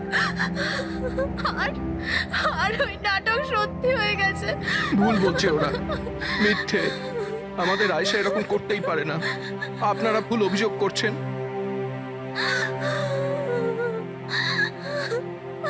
দেখুন, আপনার দুঃখ আমরা বুঝতে পারছি, কিন্তু এই অভিযোগ ভুল নয়। সত্যি এটা। আয়েশার ক্যামেরা থেকে যে থার্ড ক্লিপিংটা আমরা পেয়েছি, সেখানে আয়েশার মুখের ওপরে অনেকগুলো ক্ষত চিহ্ন ছিল, কিন্তু যখন আমরা আয়েশার লাশটাকে পাই তখন ওর মুখ আর গলা পরিষ্কার ছিল। কেন? কিভাবে? এই ভিডিওটাতে আয়শা মজা করছিল না তো? ওর মজা করার স্বভাব ছিল না তো? একদম না। ওর জীবনে এত সমস্যা ছিল যে ও মজা করবার কথা ভাবতেই পারতো না। ও জঙ্গলে হারিয়ে গিয়েছিল, আর কোনো মানুষ এই সিচুয়েশনে মজা কি করে করবে? অন্য কারো কথা জানি না, কিন্তু আয়েশা এটা অবশ্যই করেছে। আর যদিও মজা করে না করে তো ইচ্ছে করেই করেছে। কি কেউ এটা কেন প্রমাণ করার চেষ্টা করবে যে তার সঙ্গে কিছু অন্যায় হয়েছে? আয়েশা এরকম কেন চাইবে? হ্যাঁ, ওর ওপর সত্যিকারের অ্যাটাক হয়েছিল, ও মারাও গেছে, ওটা আলাদা কথা, কিন্তু ও এই নাটকটা কেন করেছিল? কি সত্যি কি ও কোনো প্রবলেমে ছিল যার কারণে ওকে এই ড্রামাটা করতে হয়েছিল? হ্যাঁ, ও সমস্যায় ছিল, এমন সমস্যা যার থেকে ওকে মৃত্যুই বাঁচাতে পারতো। মানে তুমি কি বলতে চাইছো? স্যার, হ্যাঁ ফেডরিক, এটা আয়েশার কল রেকর্ডস। বিশেষ কিছু পেয়েছো? হ্যাঁ স্যার, একটা লোক আছে কেতন, সে আয়েশাকে অনেকগুলো মেসেজ আর কল করেছিল। এমনকি যেই রাতে আয়েশা খুন হয়েছিল সেই রাতেও ওর ফোন জঙ্গলের কাছেই ছিল, 2 কিলোমিটারের মধ্যে। এই কেতনকে? খুনের রাতে ও জঙ্গলের আশেপাশেই ছিল। কে? হ্যাঁ স্যার, ও আয়েশার স্বামী। দুজনে আলাদাই থাকতো। যদি যদি আয়েশা ওর মৃত্যুর নাটক করে থাকে, তাহলে তার পেছনে কেতনের হাত থাকতে পারে। কেতন আয়েশার হাজবেন্ড, আর আপনাদের মধ্যে কেউ এই কথাটা আমাদের বলার প্রয়োজন মনে করলেন না? হ্যাঁ, কিন্তু কেতনের জন্য নিজের মৃত্যুর নাটক কেন করতে যাবে? আমার মনে হয়েছিল যে আমরা কেতনের থেকে মুক্তি পেয়ে গেছি, কিন্তু আমি কি করে জানবো ওই আমার বোনের প্রাণ নিয়ে নেবে? হিরেন প্লিজ, কেতনই আমার বোনকে মেরেছে। আমি তুমি বলছি নিজেকে কেতনই সামলাও প্লিজ। মেরেছে। কেতো না, প্লিজ কাম ডাউন। আপনারা প্লিজ নিজেদের মধ্যে কথাবার্তাটা থামান আর আমাদের বলুন কি ব্যাপার। আমি আপনাদেরকে বলছি, আসলে আজ থেকে 2 বছর আগে কেতন আর আয়েশার একটা ট্রিপে আলাপ হয়েছিল। আয়েশা কেতনকে বিয়ে করেছিল। তাড়াহুড়োতে সিদ্ধান্ত নেওয়ার শখ ছিল ওর, কিন্তু জানতো না ও এই সিদ্ধান্তটা কতটা ভুল নিয়েছিল। কেতন ওর যোগ্য ছিল না, একটা পাগল লোক ছিল, পজেসিভ ছিল, ওর জীবনটা অতিষ্ঠ করে রেখেছিল। এই জন্য 6 মাস আগে ওকে ও ছেড়ে দেয়। এছাড়া আর কি করতো? আমরা সবাই দেখেছিলাম ওকে কিরকম টর্চার করা হতো। মানিক, আজকে সব অডিশনে ক্যামেরাতে আছে, স্ক্রিনে প্লে কর, স্যারকে দেখাতে হবে। আর আয়েশা এক্ষুনি এসে যাবে। ঠিক আছে। আয়েশা, আয়েশা, কি হয়েছে? Are you okay? আয়েশা তুই ঠিক আছিস? কি করে হলো এসব? কে করলো এসব? আরে তোমরাও না কত প্রশ্ন করো, কিচ্ছু হয়নি আমার। আসলে কি হয়েছে, ওই তাড়াতাড়িতে সিঁড়ি দিয়ে নামছিলাম আর পা পিছলে গেছে। চুপ কর আয়েশা, কত কভার আপ করবি? আমি তো এটা বুঝতে পারছি না, তুই ছেড়ে দিচ্ছিস না কেন ওই মানুষটাকে? আমি ছেড়ে দিলেও ও আমায় ছাড়বে না। আরে আইন বলে কিছু আছে নাকি? পুলিশের হাতে তুলে দিও ওকে। কেউ ওর কিচ্ছু করতে পারবে না। ওকে যদি পুলিশে ধরেও নিয়ে যায়, ও সেখান থেকেও চলে আসবে আর আমাকে খুঁজে বার করবে, তারপর আমায় ছাড়বে না। কখন থেকে ফোন করছি তোকে আমি? হ্যাঁ, ধরছিলিস না কেন? এখানে বসে টাইম পাস করছিস? হ্যাঁ না কেতন, তোর এত সাহস কি করে হলো? কেতন, আমি ডাক্তারের কাছে গেছিলাম, তাই ফোন সাইলেন্ট ছিল, অন করতে ভুলে গেছি। ওকে, ডক্টর, হ্যাঁ আজকাল খুব বেশি যাচ্ছিস না ওর কাছে? কেতন কি বলছো? এরকম কিচ্ছু নয়। আর তুমি বললে আমি ডাক্তারের কাছে আর কোনোদিন যাব না। আমাকে প্লিজ ছেড়ে দাও, আমাকে ক্ষমা করে দাও। তোকে তোর যোগ্যতা দেখাই, চ। কি করছে সব? ছাড়ো ওকে। এই, নিজের কাজে মন দে, বুঝেছিস? Enough enough. মানুষ না, এই কেতন তো জানোয়ার। তোমরা কেতনের ব্যাপারে আমাকে আগে বলনি কেন? আপনারা যা বললেন সেটা শুনে তো মনে হচ্ছে কেতনই আমাদের প্রাইম সাসপেক্ট। মনে হচ্ছে কেতনের কারণেই সেটা করেছে। আর কেতন আয়েশার অভিনয়টাকে বাস্তবে পরিণত করেছে। যদি যদি তোমরা কেতনের ব্যাপারে আমাকে একটু আগে জানাতে পারতে। গত 6 মাস ধরে আয়েশা আমাদের সাথেই ছিল, আর এর মধ্যে একবারও তো কেতনের সাথে দেখাও করেনি। আর শহর থেকে এত দূরে জঙ্গলে আসতে পারে সেটা তো আমরা ভাবিইনি। এই ধরনের পাগল আর সন্দেহবাতিক লোক যে কোনো কিছুই করতে পারে। হ্যাঁ, কেতনের অ্যাড্রেস আর টেলিফোন নাম্বারটা আমাদের দেবেন।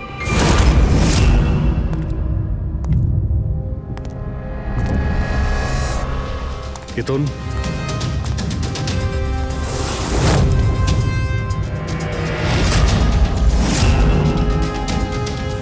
স্যার, এই ফটোগুলো দেখে তো মনেই হচ্ছে না যে দুজনের মধ্যে কোনো ঝামেলা ছিল। আপনারা? কেতন আয়েশার স্বামী। পুলিশ। সিআইডি। আপনারা কি করতে এসেছেন এবার? আমার আয়েশা চলে গেছে, আমার জীবন বরবাদ হয়ে গেছে। আপনারা কি চান আমার থেকে? ইনফরমেশন তোমার আর আয়েশার ব্যাপারে। শুনেছি তুমি নাকি খুব বিরক্ত করতে ওকে। স্যার, আমি ওকে অনেক ভালোবাসতাম, নিজের থেকেও বেশি। সেই কারণে ওকে টর্চার করতে, মারতেও? হ্যাঁ, আমি কেন টর্চার করবো ওকে? তোমার কাছ থেকে বাঁচার জন্য কোর্টের কাছে সাহায্য চেয়েছিল, তাও তুমি ওকে বিরক্ত করা বন্ধ করোনি। স্যার, মিথ্যে কথা এসব, এরকম কিছুই ছিল না। মিস্টার কেতন, রেকর্ড আছে আমাদের কাছে। তুমি বারবার ওকে ফোন করে আর মেসেজ করে হুমকি দিয়েছিলে। আর এটাও কাউকে বলেও নি, আমরা জেনে গেছি।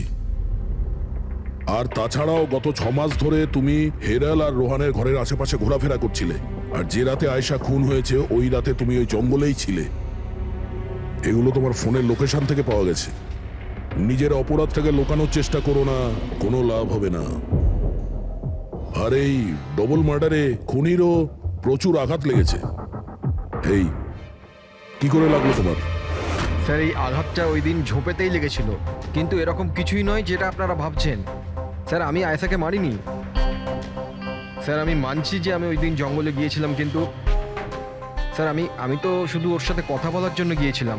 স্যার, পুরো 6 মাস হয়ে গেছে, আমি ওকে দেখিনি পর্যন্ত। খুব মিস করতাম স্যার ওকে। ওর সাথে দেখা করতে চাইতাম, ওর সাথে কথা বলতে চাইতাম, যাতে ওকে বাড়িতে ফিরিয়ে আনতে পারি, যাতে আবার টর্চার করতে পারো। না স্যার, আমি বদলে গেছি স্যার। স্যার, আমি তো এটাই বলতে চেয়েছিলাম, কিন্তু যখন আমি জঙ্গলে গেলাম দেখলাম যে ও অন্য কারোর সাথে যাচ্ছে জঙ্গলের ভেতর। স্যার, আমি কি করতাম স্যার? আমি এমনিতেই মাথা গরমের লোক। আমি ভাবলাম বেকার বেকার ঝামেলা তৈরি হবে, সেই জন্য আমি চুপচাপ বাড়ি ফিরে এলাম স্যার। স্যার, ট্রাস্ট মি, আমি কিচ্ছু করিনি, আমি মারিনি ওকে স্যার। দেখো কেতন, তুমি এখনো আমাদের সন্দেহের তালিকায় আছো। যতক্ষণ এই কেসটা শেষ না হচ্ছে তুমি হেফাজতে থাকবে। স্যার, এই কেতনের কাছে কিন্তু আয়েশাকে মারার মোটিভ ছিল। ও তো বেঁচে গেছে, এবার বাকি রয়েছে এরা সবাই। হিরাল, সায়রা, অজিত, মানিক আর রুহান, এরা কি সবাই আয়েশার আপনজন ছিল? এদের কি মোটিভ হতে পারে? কারণ এদের মধ্যে তো কোনো প্রবলেম নজরে পড়ছে না। কেউ তো হবে স্যার যার আয়েশার মৃত্যু হলে লাভ হবে। কেউ কি পাবে ও মারা গেলে? সম্পত্তি, টাকা। টাকা? ইন্স্যুরেন্সের টাকা? হ্যাঁ, ইন্স্যুরেন্স। রবি, ফেডরিক, একটা কাজ করো, এই শহরে যতগুলো ইন্স্যুরেন্স কোম্পানি আছে সেখানে গিয়ে খোঁজ নাও আয়েশার নামে ওদের কাছে কোনো লাইফ ইন্স্যুরেন্স পলিসি আছে কিনা। কিন্তু একটা কথা, আয়েশার বন্ধু বা তাদের ফ্যামিলির কাউকে বলবে না কিছু। যদি ওদের মধ্যেই কেউ খুনি হয় সে সতর্ক হয়ে যাবে।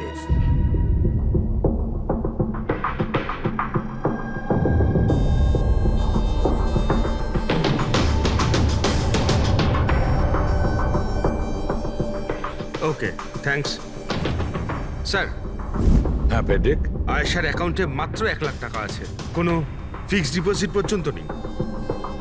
স্যার, তানিশা ইন্স্যুরেন্স প্রাইভেট লিমিটেডের কাছে আয়েশার নামে একটা বীমা পলিসি রয়েছে 50 লাখ টাকার। ও আচ্ছা। আর এই টাকা আয়েশার ভাগ্নি, মানে ও দিদি আর জামাইবাবুর মেয়ে নিমিষা পাবে। আচ্ছা, তাহলে এই ব্যাপার। স্যার আসলে আপনারা কি চাইছেন? আমার যা জানা ছিল আমি সবকিছু বলে দিয়েছি। আর আপনারা জানেন আমার স্ত্রীর শরীর কতটা খারাপ, এখন আমার ওর সঙ্গে থাকা উচিত, আর আপনারা আমাকে এখানে আটকে রেখেছেন। স্যার বলার কি বাকি আছে? সব বলে দিয়েছি। অনেক কিছু বাকি আছে, তুমি একটু বেশি কথা বলো, সেই জন্য যা কিছু প্রশ্ন করব ঠিক তারই উত্তর দেবে। এই তোমার ওইখানে যে ফ্যাক্টরিটা আছে ওটা তো বাজেয়াপ্ত হতে চলেছে, এর লোন তুমি শোধ করতে পারোনি কি? হ্যাঁ, কিন্তু কিন্তু আপনারা এগুলো কেন জিজ্ঞাসা করছেন? আপনারা এগুলো কি করে জানলেন? প্রশ্ন নয়, শুধু উত্তর। আয়েশা তোমাদের সাথে তোমাদের বাড়িতেই থাকতো না? তাহলে 7 দিনে তুমি ওকে 41 বার কল করেছো কেন? বাহ বাহ বাহ, 7 দিনে 41টা কল এসেছে আয়েশা, দারুণ ব্যাপার। আর তার উপরেও তুমি অর্থ কষ্টে ভুগছিলে, তাই না? আর আয়েশার মৃত্যুর পরে তোমার ছোট বাচ্চা টাকা পেত, 50 লক্ষ টাকা। আর ওই ছোট্ট নিরীহ শিশু, সে কি করে জানবে 50 লাখের ধর্ম? ও কিভাবে ব্যবহার করবে? আর ওই 50 লক্ষ টাকা তো ভোগ করতো বাচ্চাটার বাবা, মানে তুমি, রোহন। থামুন আপনারা, চুপ করুন। আপনাদের কথা মতো আমি আয়েশাকে মেরেছি স্যার। স্যার আমার ওপর 15 কোটি টাকার লোন আছে, 50 লাখে আমার কিচ্ছু হবে না। আমি আয়েশাকে মারবো। আর ওটা যা ওর শরীরের ওপর থেকে খুনির রক্ত পাওয়া গেছে, আপনারা দেখতে পারেন আমার গায়ে কোনো চোটই লাগেনি, কারণ আমি ওখানে ছিলামই না, আমি কাউকে খুন করিনি। সব ঠিক করা ছিল, প্রশান্ত সবকিছু সামলানোর কথা ছিল। কি সামলে নিত? হ্যাঁ, প্রশান্ত কি সামলে নিত? বলো, প্রশান্ত কি সামলে নিত? স্যার আমার ভুল হয়ে গেছে, আমার সবকিছু আপনাদের আগেই বলে দেওয়া উচিত ছিল। আমি ভয় পেয়ে গেছিলাম, খুব ভয় পেয়ে গেছিলাম। কোনটা বলার ছিল আগে? তাড়াতাড়ি বলো। আমি আয়েশার প্ল্যানে যুক্ত ছিলাম। আমরা শুধু ওকে মৃত দেখাতে চেয়েছিলাম, অ্যাকচুয়ালি ওর মরার কথা ছিল না। তার মানে আমাদের সন্দেহ ঠিক ছিল স্যার? সবকিছু ঠিক ছিল, ওই ভিডিওটা নকল ছিল, শুধু কেতনের থেকে বাঁচার জন্য ছিল। আর তুমিও এই প্ল্যানে জড়িত ছিলে? স্যার কেতন আয়েশার জীবন অতিষ্ঠ করে দিয়েছিল। ও বেচারি চুপ থাকতো, কাউকে কিছু বলতো না। স্যার একদিন লিমিট ক্রস করে গেল, সব সীমা ছাড়িয়ে গেল। ওর মনে হলো কেতন ওর জন্য কোনো বড় বিপদ হতে পারে। ও আমাকে বলেছিল স্যার।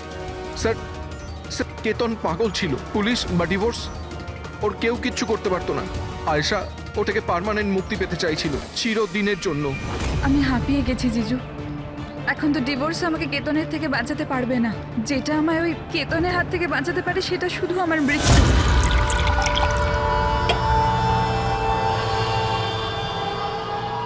আয়েশা, এটাই যদি একমাত্র রাস্তা হয় তাহলে এটাই ঠিক। তোমার মৃত্যু তোমায় কেতনের হাত থেকে বাঁচাতে পারে। মরে যাও। হোয়াট? রিল্যাক্স, আমার কাছে একটা আইডিয়া আছে। আমাদেরকে এমন কিছু করতে হবে যাতে মনে হয় আয়েশা মরে গেছে। তোমার সাথে কোনো দুর্ঘটনা হলো বা কেউ তোমাকে মেরে দিল, আর বডিকে এতটা খারাপ করে দেওয়া হলো যে কেউ চিনতে না পারে আয়েশা। তারপর তুমি এখান থেকে অনেক দূর চলে যাবে, আর তোমার ওই ইন্স্যুরেন্সের টাকা যেটা মিমির নামে আছে আমি তোমাকে পৌঁছে দেবো। 50 লাখ টাকা দিয়ে একটা নতুন জায়গা, নতুন লাইফ, নতুন করে শুরু করবে। কিন্তু জিজু, আমি বেঁচে থাকাকালীন আমার লাশ কোথা থেকে আসবে? ওর জন্য টেনশন নিও না, আমি সব কিছু করে নেব। আমার এক বন্ধু আছে প্রশান্ত, ও আমার জন্য অনেক কাজ করে দিয়েছে। কিন্তু হ্যাঁ আয়েশা, এরপরে তুমি কখনো জীবনে আমার সাথে, মিমির সাথে, হিরালের সাথে কোনোদিন দেখা করতে পারবে না। হ্যাঁ, কিন্তু ওই পাগল লোকটার থেকে তুমি সারা জীবনের জন্য মুক্তি পেয়ে যাবে, তুমি মুক্ত হয়ে যাবে। সবকিছু ঠিক ছিল, সবকিছু প্ল্যান মাফিক চলছিল। আমি আয়েশা আর প্রশান্তর সঙ্গে ফোনে যোগাযোগ রেখে চলছিলাম। তারপর জানি না হঠাৎ করে ফোন কেটে গেল। আমি জানতাম ওখানে একটা মেয়ের মৃতদেহ পাওয়া যাবে, যার ব্যবস্থা আমি বাধ্য হয়ে করেছিলাম। শুধু আয়েশার জামা কাপড় ওই মেয়েটিকে পরানোর কথা ছিল। ওর মুখটা এত খারাপ ছিল যে কেউ চিনতেও পারতো না। কিন্তু স্যার সিরিয়াসলি আমি তো শকে ছিলাম। ওটা মেয়েটার নয়, প্রশান্তের বডি ছিল। স্যার প্রশান্ত তো আয়েশাকে সকাল হওয়ার আগেই জঙ্গল থেকে অনেক দূরে নিয়ে যাওয়ার কথা ছিল, কোনো সেফ জায়গায়। কিন্তু হঠাৎ করে কি হয়ে গেল স্যার? স্যার আমার যতটা জানা ছিল আপনাদের বলে দিয়েছি স্যার। স্যার প্রশান্তকে কে মেরেছে, আয়েশাকে কে মেরেছে আমি জানি না। স্যার তার মানে তৃতীয় কোনো ব্যক্তি ছিল যে প্ল্যানটার ব্যাপারে জানতো, যে আয়েশাকে চিনত, প্রশান্তকেও চিনত, আর ওই সময় ওই জঙ্গলেই ছিল। কোনো তৃতীয় ব্যক্তি? হ্যাঁ, কোনো তৃতীয় ব্যক্তি। তোমার প্ল্যানের হিসাবে টেন্টে প্রশান্ত এবং আয়েশা থাকার কথা ছিল, কিন্তু টেন্টের পাশে একটা পাথরের উপর প্রশান্ত রক্ত পাওয়া গেল, আর ওই টেন্টটা পেছন থেকে ফাটা ছিল। মানে আয়েশা টেন্টের সামনে থেকে যাওয়ার বদলে পেছন থেকে ছিঁড়ে বেরিয়েছে। মানে ও বিপদটা আগে থেকে বুঝতে পেরেছিল। হতে পারে ও প্রশান্তর সঙ্গে যা কিছু হয়েছিল সেটা দেখে ফেলেছিল। ইট ইজ ক্লিয়ার যে ওখানে কোনো তৃতীয় ব্যক্তি ছিল। ও প্রথমে প্রশান্তকে মেরেছে, তারপর আয়েশার পেছনে দৌড়েছে। কারেক্ট। যদি ভালো করে দেখা যায় তাহলে ওই রাতে জঙ্গলে এটাই হয়েছিল যে প্রশান্ত আর আয়েশা জঙ্গলে যায়। আয়েশা টেন্টের ভিতরে ঘুমোচ্ছিল আর প্রশান্ত বাইরে বসে আগুন জ্বালাচ্ছিল। এর মধ্যে সেই তৃতীয় ব্যক্তি ওইখানে যায় আর প্রশান্তর সঙ্গে ঝামেলা বাঁধে। আর সেই ব্যক্তি ওর উপরে আক্রমণ করে আর আয়েশা টেন্টের পিছন দিয়ে পালিয়ে যায়। আর ওই ব্যক্তি প্রশান্তকে নির্মমভাবে হত্যা করে আর আয়েশার পিছনে ধাওয়া করে। তাহলে তৃতীয় ব্যক্তিটা কে, যে আমাদের প্ল্যানের ব্যাপারে জানতো আর জঙ্গলকেও ভালো করে জানতো, তাই এত রাতে টেন্টে পৌঁছেছিল? হ্যাঁ, এই সমস্ত চিন্তা আপনি করবেন না রোহন বাবু। এই তৃতীয় যে আছে না, তাকে তো আমরা ধরেই ছাড়বো। হ্যাঁ, হোক বা না হোক, এই ধাঁধার সমাধান এখানে আছে, এর মধ্যে, কিন্তু আমরা দেখতে পাচ্ছি না। খুনি হবে তো স্যার এদের মধ্যেই কেউ, কিন্তু আমরা দেখতে পাচ্ছি না। রবি, ওই ক্লিপিংটা চালাও যেটা আমরা আয়েশার ক্যামেরা থেকে পেয়েছিলাম, ফার্স্ট ক্লিপ।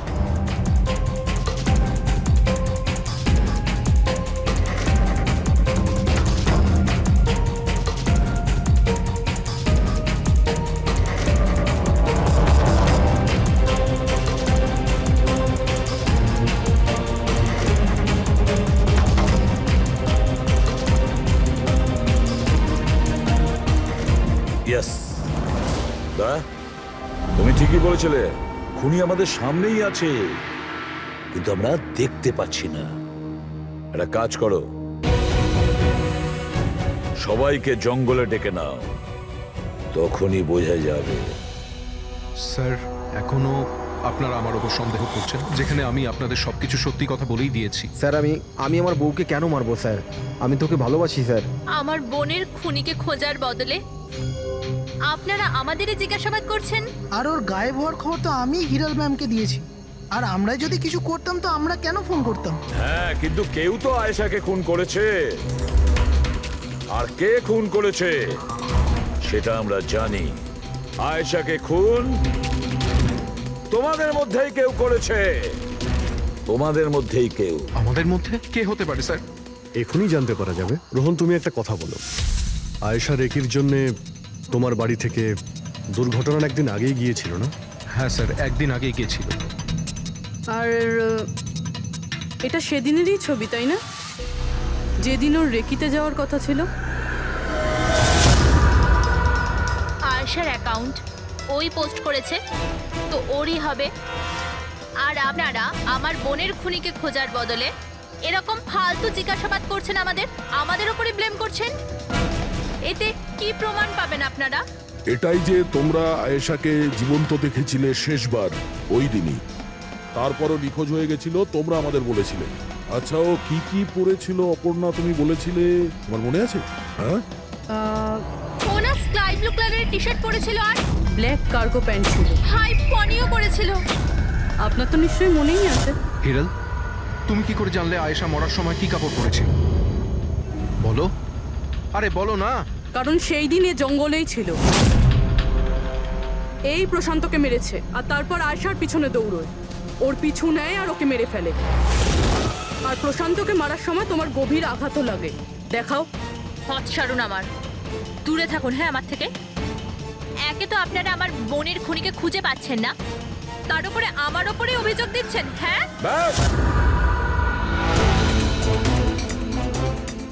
অনেক অভিনয় করেছো, এবার ঠিক করে বলো,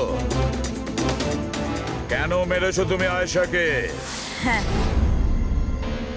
আমি মেরেছি আয়েশাকে। আমি মেরেছি আয়েশাকে।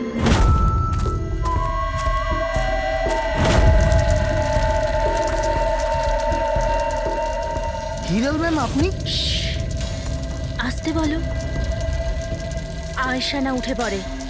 ইনফ্যাক্ট আমি বলছি যে ওকে সব সময়ের জন্যই না ঘুম পাড়িয়ে দাও।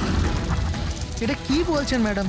রোহান তো তোমাকে আয়েশাকে সুরক্ষিতভাবে এই জঙ্গল থেকে বাইরে বার করার জন্য কত টাকা দিয়েছিল? 2 লাখ টাকা।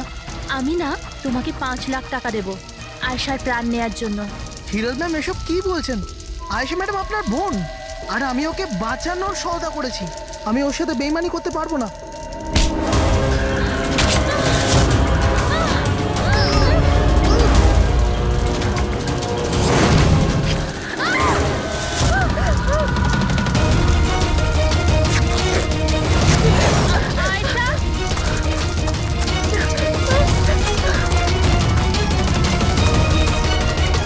আয়েশা,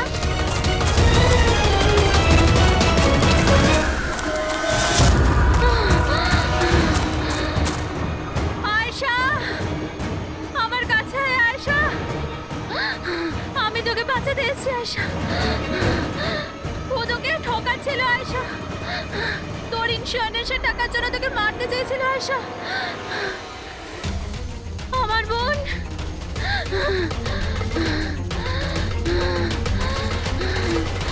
আয়েশা, সরি দিদি, আমি কিচ্ছু জানতাম না এই ব্যাপারে। সরি, আমার জন্য তোমার এত কষ্ট হলো। আমি জানতাম না যে জিজু এরকম কিছু করছে। আই এম সো সরি দিদি। আমার বোন। সরি দিদি। তুই সরি বলিস না। হ্যাঁ, এটা তো আমার বলা উচিত। কেন দিদি? I am sorry. কেন কেন মেরেছো তুমি তোমার বোন আয়েশাকে? আপনারা জানেন না আয়েশাকে। ও সবসময় না সবার প্রিয় হয়ে এসছে। ভালোবাসার আয়েশা। সবাই ওকে ভালোবাসতো, আমাকে নয়। মা, বাবা, আমার সব বন্ধু, ইনফ্যাক্ট রোহান, আমার মেয়ে নিম্মিও আমার থেকে বেশি ওকে ভালোবাসতো। ও রোহানকেও আমার থেকে ছিনিয়ে নিতে চেয়েছিল। আমি রোহান আর নিম্মিকে নিজের থেকে দূরে যেতে দেখতে পারতাম না। না, আপনি বলুন আমি কি করতাম? আমি ভাবলাম সবসময় ও আমাকে হিংসা করে না, জিতেওছে সবসময়। না থাকবে আয়েশা, আর না থাকবে ওর জিত। এর জন্য মেরে ফেলেছি আমি ওকে। হিরল, তুমি এটা কি করে করতে পারো? আরে আয়েশা তোমার ছোট বোন ছিল, আমাকে বড় দাদার মতো দেখতো। আমি ওর সাথে এগুলো কখনো স্বপ্নতেও ভাবতে পারি না। আমার লজ্জা লাগে তোমাকে আমার স্ত্রী বলতে। রোহান, তোমার ভুল নেই এতে। সব ভুল ওই আয়েশার। ওই সব করছিল। ও না তোমাকে আমার থেকে ছিনিয়ে নিতে চেয়েছিল, কিন্তু এখন তো এটা হবেই না। এবার তো তোমাকে কেউ আমার থেকে কেড়ে নিতে পারবে না। খুব বড় ভুল করেছো তুমি।